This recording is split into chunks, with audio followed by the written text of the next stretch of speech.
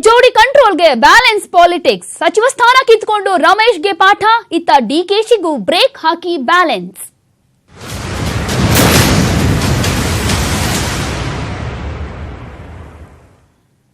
ಕಾಂಗ್ರೆಸ್ನಲ್ಲಿ ಬಂಡೆದ್ದವರಿಗೆ ಈಗ ಸಖತ್ ಶಾಕ್ ಸಿಕ್ಕಿದೆ. ಪಕ್ಷದ ಇಬ್ಬರು ಪ್ರಭಾವಿಗಳಿಗೆ ಸಿದ್ದು ಶಾಕ್ ಕೊಟ್ಟಿದ್ದಾರೆ.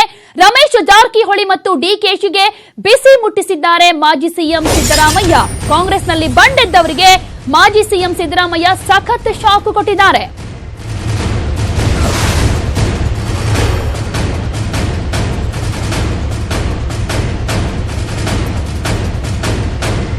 ಕಾಂಗ್ರೆಸ್ನಲ್ಲಿ ಬಂಡೆದ್ದಂತ ನಾಯಕರಿಗೆ ಸಖತ್ ಶಾಕ್ ಅನ್ನ ಕೊಟ್ಟಿದ್ದಾರೆ ಮಾಜಿ ಸಿಎಂ ಸಿದ್ದರಾಮಯ್ಯ. ಪಕ್ಷದ ಇಬ್ಬರು ಪ್ರಭಾವಿಗಳಿಗೆ ಸಿದ್ದು ಶಾಕ್ ಅನ್ನ ಕೊಟ್ಟಿದ್ದಾರೆ. ರಮೇಶ್ ಜಾರಕಿಹೊಳಿ ಹಾಗೇನೆ ಡಿಕೆಶಿಗೆ ಬಿಸಿ ಮುಟ್ಟಿಸೋ ಪ್ರಯತ್ನ ಮಾಡಿದ್ದಾರೆ. ಕಿರಿಕ್ ಜೋಡಿಯ ಕಂಟ್ರೋಲ್ಗೆ ಬ್ಯಾಲೆನ್ಸ್ ಪಾಲಿಟಿಕ್ಸ್ ನ ಮಾಡ್ತಾ ಇದ್ದಾರೆ ಸಿದ್ದರಾಮಯ್ಯ. ಸಚಿವ ಸ್ಥಾನವನ್ನ ಕಿತ್ಕೊಂಡು ರಮೇಶ್ಗೆ ಒಂದ್ ಕಡೆ ಪಾಠ ಕಲಿಸಿದ್ರೆ, ಇತ್ತ ಡಿಕೆಶಿಗೂ ಕೂಡ ಬ್ರೇಕ್ ಹಾಕಿ ಬ್ಯಾಲೆನ್ಸ್ ಮಾಡ್ತಾ ಇದ್ದಾರೆ. ಪ್ರಭಾವಿ ಲೀಡರ್ ಡಿಕೆಶಿಗೂ ಕೂಡ ಶಾಕ್ ಕೊಟ್ಟಿದ್ದಾರೆ. ಖಾತೆ ಹಂಚಿಕೆ ಮೀಟಿಂಗ್ ನಿಂದ ಡಿಕೆ ಶಿವಕುಮಾರ್ ರನ್ನ ಹೊರಗಿಟ್ಟಿದ್ದಾರೆ. ಡಿಕೆಶಿಯನ್ನ ಹೊರಗಿಟ್ಟು ಸಿದ್ದರಾಮಯ್ಯ ಹಾಗೇನೆ ವೇಣುಗೋಪಾಲ್ ಇಬ್ರು ಮೀಟಿಂಗ್ ಅನ್ನ ಮಾಡಿದ್ದಾರೆ. ಅಂದ್ರೆ ಖಾತೆ ಹಂಚಿಕೆ ವಿಚಾರದಲ್ಲಿ ಡಿಕೆ ಶಿವಕುಮಾರ್ ಅವರನ್ನ ಕನ್ಸಿಡರ್ ಮಾಡಿಲ್ಲ, ಯಾವ ಸಭೆಗೂ ಕರೆದಿಲ್ಲ. ಇನ್ನು ಮೈತ್ರಿ ಸರ್ಕಾರದ ಪವರ್ಫುಲ್ ಲೀಡರ್ ಇಮೇಜ್ಗೂ ಕೂಡ ಧಕ್ಕೆ ಕೊಟ್ಟಂತಾಗಿದೆ. ಯಾಕಂದ್ರೆ ಬಳ್ಳಾರಿ ಉಪಸಮರ ಗೆದ್ದು ಬೀಗ್ತಾ ಇದ್ರು ಡಿಕೆ ಶಿವಕುಮಾರ್ ಅವರು. ಆರಂಭದಿಂದಲೂ ಅವರು ಸಕ್ರಿಯರಾಗ್ತಾ ಇದ್ರು. ಆದ್ರೆ ಈಗ ಅವರಿಗೂ ಕೂಡ ಸಿದ್ದರಾಮಯ್ಯನವರು ಬಿಗ್ ಶಾಕ್ ಅನ್ನ ಕೊಡ್ತಿದ್ದಾರೆ. ಇದೀಗ ಪುನರ್ರಚನೆಯ ವೇಳೆ ಸಿದ್ದರಾಮಯ್ಯ ಕಿಂಗ್ ಅಂತ ಅನ್ನಿಸ್ಕೊಂಡಿದ್ದಾರೆ. ಸಚಿವರ ಹೆಸರು ಫೈನಲ್ ಮಾಡಿದ್ದು ಕೂಡ ಸಿದ್ದರಾಮಯ್ಯನವರೇ. ಈಗ ಖಾತೆ ಹಂಚಿಕೆ ಹೊಣೆ ಕೂಡ ಸಿದ್ದರಾಮಯ್ಯ ಹೆಗಲಿಗೆ ಇರೋದ್ರಿಂದ ಮತ್ತಷ್ಟು ಸ್ಟ್ರಾಂಗ್ ಆಗ್ತಾ ಹೋಗ್ತಾ ಇದ್ದಾರೆ ಸಿದ್ದರಾಮಯ್ಯ. ಜೊತೆಗೆ ಬ್ಯಾಲೆನ್ಸ್ ಪಾಲಿಟಿಕ್ಸ್ ಅನ್ನ ಇವರಿಲ್ಲಿ ಮಾಡ್ತಾ ಇದ್ದಾರೆ. ಒಂದ್ ಕಡೆ ಬಳ್ಳಾರಿ ಉಸ್ತುವಾರಿಯಿಂದ ಡಿಕೆಶಿಗೆ ಕೊಕ್ ಕೊಡುವಂತ ಸಾಧ್ಯತೆ ಇದೆ ಅಂತ ಹೇಳಲಾಗ್ತಾ ಇದೆ.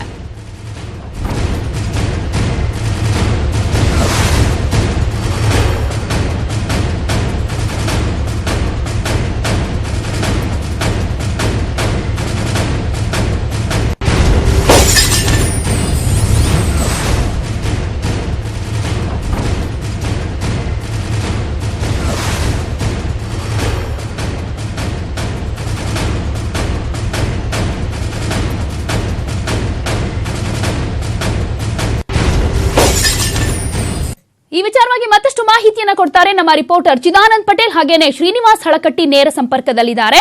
ಶ್ರೀನಿವಾಸ್, ಇಲ್ಲಿ ಮೊದಲನೇದಾಗಿ ಸಾಕಷ್ಟು ಕುತೂಹಲಕ್ಕೆ ಕಾರಣ ಆಗಿರೋದು ಯಾರ್ಯಾರಿಗೆ ಸಚಿವ ಸ್ಥಾನ ಸಿಗಬಹುದು ನೂತನ ಸಚಿವರಿಗೆ ಅನ್ನುವಂತ ವಿಚಾರ. ಇನ್ನು ಮೀಟಿಂಗ್ ಆಗ್ತಾ ಇದೆ. ಸೊ ಎಷ್ಟು ಹೊತ್ತಿಗೆ ಮುಗಿಬಹುದು, ಯಾರ್ಯಾರಿಗೆ ಯಾವ್ಯಾವ ಖಾತೆ ಸಿಗಬಹುದು ಅಂತ ಅನ್ನಿಸ್ತಾ ಇದೆ?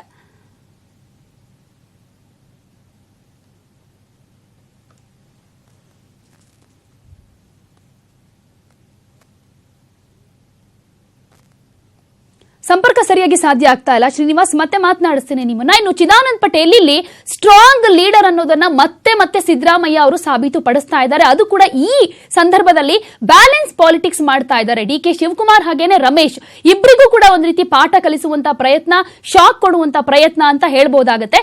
ಸೊ ಯಾವ ರೀತಿಯಾದಂತ ಬ್ಯಾಲೆನ್ಸ್, ಯಾವ ಲೆಕ್ಕಾಚಾರ ಇದು ಅಂತ? ಪ್ರತಿಮಾ, ಮೈತ್ರಿ ಸರ್ಕಾರ ಅಂತ ಹೇಳಿದ್ರೆ ನಾಲ್ವರ ಸರ್ಕಾರ ಅಂತಲೇ ಈಗಾಗಲೇ ಕೇಳಿ ಬರ್ತಿರ್ತಕ್ಕಂಥ ಹೆಸರುಗಳು. ಅದರಲ್ಲಿ ಪ್ರಮುಖವಾಗಿ ಮುಖ್ಯಮಂತ್ರಿ H D Kumaraswamy, H D Revanna, DK Shivakumar ಮತ್ತು ಪರಮೇಶ್ವರ್ ನಡುವಿನ ಸರ್ಕಾರ ಅಂತಲೇ ಹೇಳಲಾಗ್ತದೆ. ಇನ್ನು ಬೆಳಗಾವಿಯ ಲಕ್ಷ್ಮೀ ಹೆಬ್ಬಾಳ್ಕರ್ ವಿಚಾರಕ್ಕೆ ಎಂಟ್ರಿ ಆಗಿರ್ತಕ್ಕಂಥ ಡಿಕೆ ಶಿವಕುಮಾರ್ ಅವರು ಇಡೀ ಬೆಳಗಾವಿ ರಾಜಕಾರಣ ಅಂದ್ರೆ ಕಾಂಗ್ರೆಸ್ ಪಕ್ಷದಲ್ಲಿ ಭಿನ್ನಮತ ಹೇಳಲು ಮತ್ತು ರಮೇಶ್ ಜಾರಕಿಹೊಳಿ ಪಕ್ಷದ ವಿರುದ್ಧ ಬಂಡಾಯ ಹೇಳಲು ಮತ್ತು ಬಂಡಾಯದ ಜೊತೆಗೆ ಅನೇಕ ಶಾಸಕರನ್ನು ತಮ್ಮತ್ತ ಸೆಳೆಯಲು ಇಷ್ಟೆಲ್ಲ ರಾಜ್ಯದ ಕಾರಣ ಆಗಿರುವಂತದ್ದು ಡಿಕೆ ಶಿವಕುಮಾರ್. ಒಂದ್ ಕಡೆ ರಮೇಶ್ ಜಾರಕಿಹೊಳಿಯಿಂದ ಪಕ್ಷದ ಇಮೇಜ್ಗೂ ಕೂಡ ಡ್ಯಾಮೇಜ್ ಆಗಿರುವಂತದ್ದು, ಸರ್ಕಾರದ ಇಮೇಜ್ಗೂ ಡ್ಯಾಮೇಜ್ ಆಗಿರುವಂತದ್ದು, ಎಲ್ಲದರ ನಡುವೆ ಡಿಕೆ ಶಿವಕುಮಾರ್ ಮಧ್ಯ ಪ್ರವೇಶದಿಂದ ಇಷ್ಟೆಲ್ಲ ರಾದ್ದಂತಕ್ಕೆ ಕಾರಣವಾಗಿರುವುದು. ಹಾಗಾಗಿ ಮೊನ್ನೆ ನಡೆದಂತ ಸಚಿವ ಸಂಪುಟ ಪುನರ್ರಚನೆ ಸಭೆಯಲ್ಲೂ ಕೂಡ ಡಿಕೆ ಶಿವಕುಮಾರ್ ಅವರನ್ನ ಹೊರಗಿಟ್ಟೆ ಸಭೆ ಮಾಡಲಾಗಿದೆ.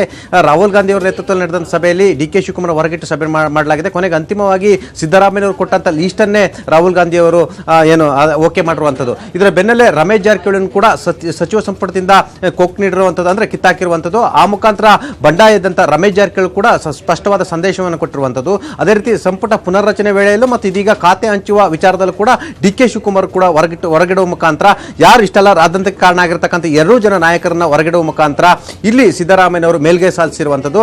ಅಂದ್ರೆ ಪಕ್ಷದ ಆಂತರಿಕ ಬಂಡಾಯಕ್ಕೆ ಕಾರಣರಾದಂಥವರು ಮತ್ತು ಬಂಡಾಯ ಎದ್ದಂತರವನ್ನು ಎರಡನ್ನೂ ಹೊರಗಿಡುವ ಮುಖಾಂತರ ಸಿದ್ದರಾಮಯ್ಯನವರು ಇಡೀ ವ್ಯವಸ್ಥೆಯಲ್ಲಿ ಕಿಂಗ್ ಮೇಕರ್ ಆಗಿರುವಂಥದ್ದು. ಆ ಮುಖಾಂತರ ಡಿ ಕೆ ಶಿವಕುಮಾರ್ ಕೂಡ ಪರೋಕ್ಷವಾಗಿ ಎಚ್ಚರಿಕೆಯನ್ನು ಕೊಟ್ಟಿರ್ತಕ್ಕಂಥ ಸಿದ್ದರಾಮಯ್ಯನವರು. ಇನ್ನೊಂದೆಡೆ ರಮೇಶ್ ಜಾರಕಿಹೊಳಿಯವರನ್ನ ಸಚಿವ ಸಂಪುಟದಿಂದಲೇ ಕಿತ್ತಾಕುವ ಮುಖಾಂತರ ಅವರು ಮತ್ತು ಅವರ ಜೊತೆ ಇರತಕ್ಕಂಥ ಎಲ್ಲ ಶಾಸಕರು ಕೂಡ ಬಂಡಾಯವನ್ನ ಕಾಂಗ್ರೆಸ್ ಪಕ್ಷ ಸಹಿಸಲ್ಲ ಎಂಬ ಸಂದೇಶವನ್ನು ರವಾನೆ ಮಾಡಿರುವಂಥದ್ದು. ಇಲ್ಲಿ ಪ್ರಮುಖವಾಗಿ ಪ್ರತಿಮಾ ಡಿ ಕೆ ಶಿವಕುಮಾರ್ ಸಿದ್ದರಾಮಯ್ಯ ವಿರುದ್ಧ ಪದೇ ಪದೇ ಆಪ್ತರ ಬಳಿ ವಾಗ್ದಾಳಿಯನ್ನು ನಡೆಸ್ತಿದ್ರು.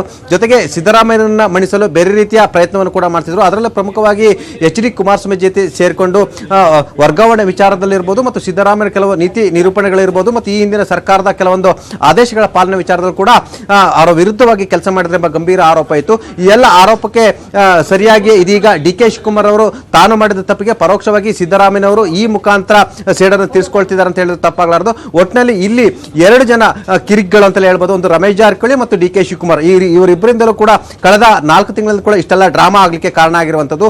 ಪಕ್ಷದ ಇಮೇಜ್ಗೆ ಡ್ಯಾಮೇಜ್ ಆಗಿರುವಂಥದ್ದು.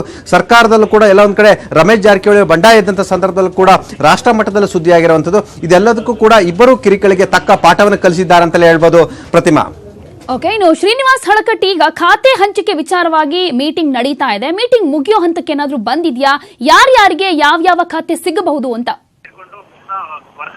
ಪ್ರತಿಭಾ, ಪ್ರಮುಖವಾಗಿ ಇನ್ನೂ ಕೂಡ ಸಭೆ ಕೂಡ ನಡೀತಾನೆ ಇದೆ ಅಂತ ಹೇಳ್ಬೋದು. ಬಹಳ ಸಭೆಯನ್ನ ಗಂಭೀರವಾಗಿ ತೆಗೆದುಕೊಂಡಿರ್ತಕ್ಕಂಥ ನಾಯಕರು ಹಳೆದು ತೂಗಿ ಒಂದು ಖಾತೆ ಹಂಚಿಕೆಯನ್ನ ಮಾಡ್ತಾ ಇದ್ದಾರೆ ಅಂತ ಹೇಳ್ಬೋದು. ಪ್ರಮುಖವಾಗಿ ಏನು ನೂತನ ಸಚಿವರಿಗೂ ಕೂಡ ಒಂದು ಖಾತೆಯಲ್ಲಿ ಅಸಮಾಧಾನ ಉಂಟಾಗಬಾರ್ದು, ಮತ್ತೆ ಈ ಹಾಲಿ ಇರ್ತಕ್ಕಂಥ ಖಾತೆಗಳು ನಿಭಾಯಿಸ್ತಾ ಇರ್ತಕ್ಕಂಥ ಸಚಿವರು ಕೂಡ ಒಂದು ಖಾತೆ ಹೋಗೋದ್ರಿಂದ ಅವ್ರಿಗೂ ಕೂಡ ಅಸಮಾಧಾನ ಆಗಬಾರ್ದು ಅನ್ನೋ ನಿಟ್ಟಿನಲ್ಲಿ ಒಂದು ಬ್ಯಾಲೆನ್ಸ್ ಆಗಿ ಒಂದು ಖಾತೆಗಳ ಹಂಚಿಕೆಯನ್ನ ಮುಖಂಡರು ಮಾಡ್ತಾ ಇದ್ದಾರೆ.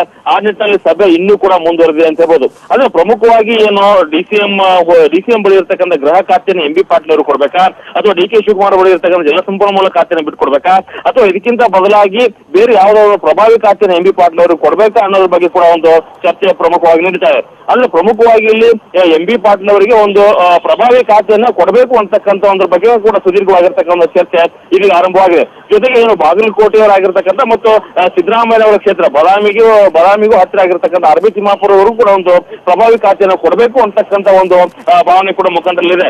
ಆದ್ರೆ ಎಲ್ಲೋ ಒಂದ್ ಕಡೆ ಒಂದು ಪ್ರಭಾವಿ ಖಾತೆಯನ್ನು ಮತ್ತೊಬ್ಬರಿಗೆ ಕೊಟ್ಟಿದೆ, ಅದರಲ್ಲಿ ಇನ್ನೊಬ್ರು ಕೂಡ ಒಂದು ಅಸಮಾಧಾನಗೊಳ್ತಾರೆ ಅಂತಕ್ಕಂಥ ದೃಷ್ಟಿಯಿಂದ ಇನ್ನೂ ಕೂಡ ಸಭೆ ನಡೆದಿದೆ ಅಂತ ಹೇಳ್ಬೋದು.